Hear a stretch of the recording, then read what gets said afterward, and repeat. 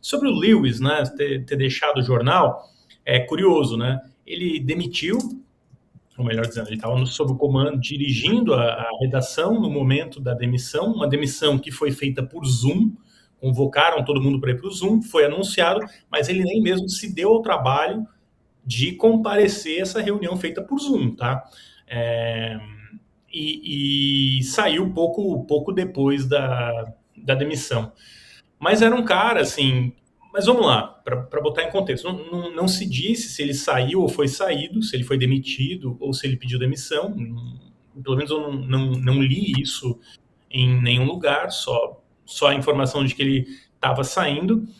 Talvez seja um pouco das duas coisas, né? Não tinha mais clima para ficar e de nenhum dos dois lados. Mas acho que tem um ponto fundamental. Na carta de despedida dele, ele agradece muito ao Jeff Bezos, mas não cita os jornalistas em nenhum momento, nem o jornalismo. Guilherme, posso só fazer um adendo desse contexto político que você está falando, trazendo um pouquinho do contexto aqui nos Claro. Estados Unidos, como é que isso está repercutindo.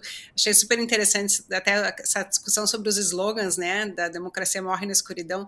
Aqui o que está se falando é que a democracia morre em plena luz do dia, né, e essas demissões do Post estão sendo tratadas como sintoma desse declínio mais amplo do declínio da democracia americana, né, de que isso representa nesse momento. Você falava dessa aproximação com o Trump também, e só um dado, na verdade 2 dados, um que você falou também de como é quando o Washington Post se negou, né, o Bezos interviu para que não anunciasse o apoio ao Kamala Harris, o Washington Post perdeu mais de 250 mil assinantes, né, que era quase 10% da circulação total.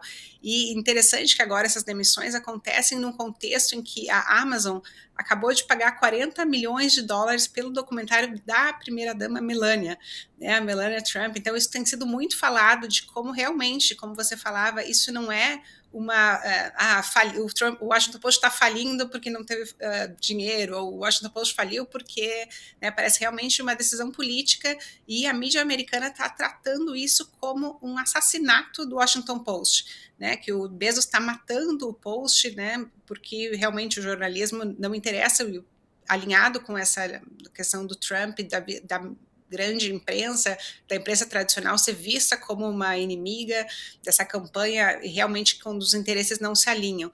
E eu queria só que você falasse um pouquinho mais, né, como você vê esse contraste entre, por exemplo, Bezos, um bilionário tech conhecido por eficiência, né, é difícil para ele justificar essa falência com o Trump sem ter que admitir que sim, foi um movimento político. Você acha que isso tem consequências também, pensando, enfim, nos outros negócios, né, e nesse mundo aí desse conflito de negócios do mundo tech e do jornalismo?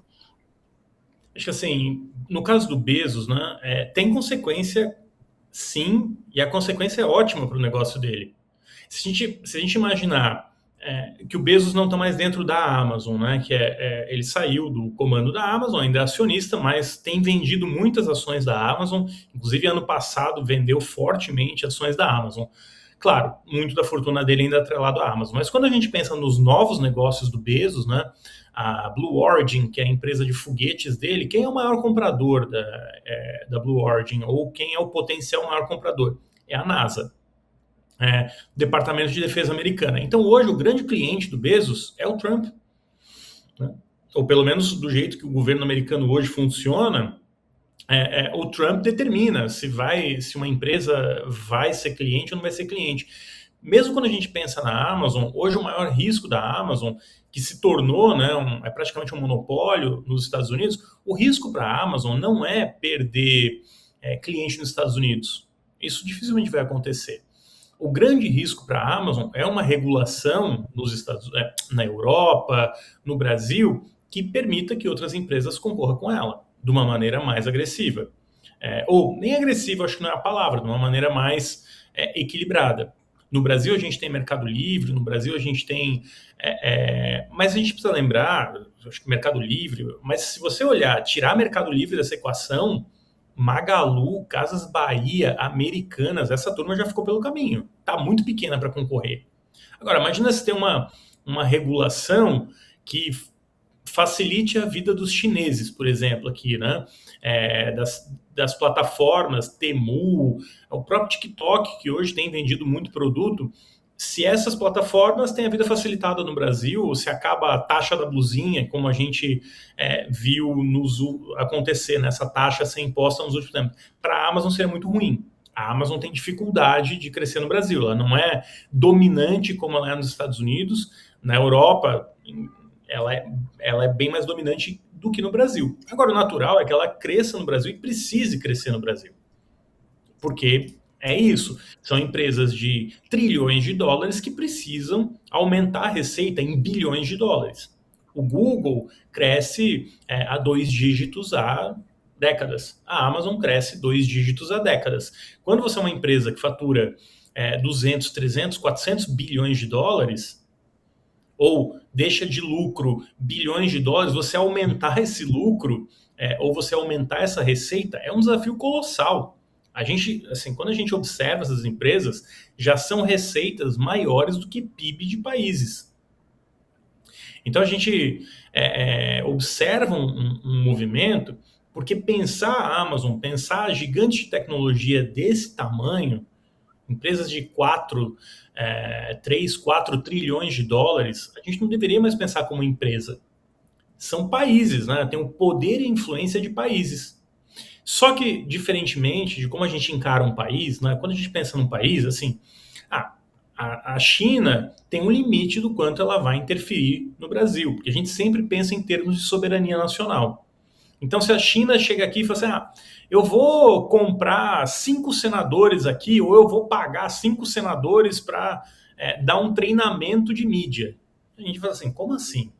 É estranho, né? A China, ou mesmo os Estados Unidos, chegar aqui e bancar um político, a gente não permitiria. Agora, quando a gente leva isso para as Big Techs, aí é permitido. Essas empresas, elas podem... Não precisa ir muito longe. O PL teve treinamento de mídia pago pelo Google e pela Meta. Foi pago, patrocinado, aí você usa o termo que você quiser, mas vão especialistas das empresas para falar nos fóruns, para explicar como usar melhor as redes. Imagina se hoje a gente pegasse um fórum de qualquer partido e falasse assim, olha, vão vir vários chineses aqui para ensinar vocês a conversar melhor nas redes sociais. A gente ia ficar ressabiado, potencialmente seria um escândalo. Agora, quando a gente fala de Big Tech, a gente permite isso. A gente aceita que a Big Tech, por ser uma empresa, ela opera de uma maneira diferente. Mas cada vez mais essas empresas operam que nem estados, assim. Elas têm seus interesses, elas têm suas influências, elas mudam legislação, elas interferem na legislação. E para elas, no final do dia, não é nenhuma questão de legado, né? Ela não está muito preocupada com o que ela vai deixar no médio e longo prazo. Ela está preocupada com o resultado em 3 meses. Nem governo de país é assim. Porque eles querem minimamente deixar um legado, porque tem eleição a cada 2 anos, o cara vai ter a própria eleição dele ali 4 anos. Big Tech ou qualquer empresa é a cada 3 meses. Só que a gente está falando de empresas que hoje são gigantes, né? Diga, Beatriz.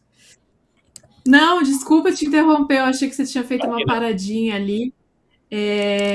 A gente vai, na verdade, finalizar aqui nosso papo, mas já fica o convite para você voltar, porque, como vemos, esse assunto rende mais muitos minutos e hora de papo aqui. Eu te interrompi no seu raciocínio, se você quiser concluir, eu te devolvo, e aí a gente já encerra essa conversa por hoje. Assim, eu acho que só um ponto que é importante aqui, assim, são empresas muito poderosas e com muitos interesses. Então, é difícil encontrar as pessoas discutem muito sobre o impacto que as redes sociais têm ou que mesmo os efeitos desse domínio das empresas de tecnologia, né? Na publicidade, na produção de conteúdo, na distribuição do jornalismo. A gente muitas vezes reflete pouco sobre o que essas empresas ganham com isso, ou mesmo os Estados Unidos, né? O que eles ganham com fake news, o que eles ganham com desinformação, quanto dinheiro gera fraude. Hoje, 70% das fraudes online começam em plataformas da Meta. Dado da UFRJ, o NetLab, né, faz um trabalho brilhante aí. Só que isso acaba tendo até pouca visibilidade. Porque tem um conflito de interesse, né? Se eu sou jornalista, hoje todo mundo que é jornalista, como eu sou, né, usa redes sociais. Se eu falo do Google, se eu falo da Meta, será que meu alcance não vai diminuir dentro da plataforma? E todo mundo, no final do dia, está pensando um pouco isso. Assim, se eu sou um veículo de mídia, eu vou abrir mão dos patrocínios que essas empresas dão, que no final assim, é dinheiro de conta-gota, mas que faz diferença para os veículos.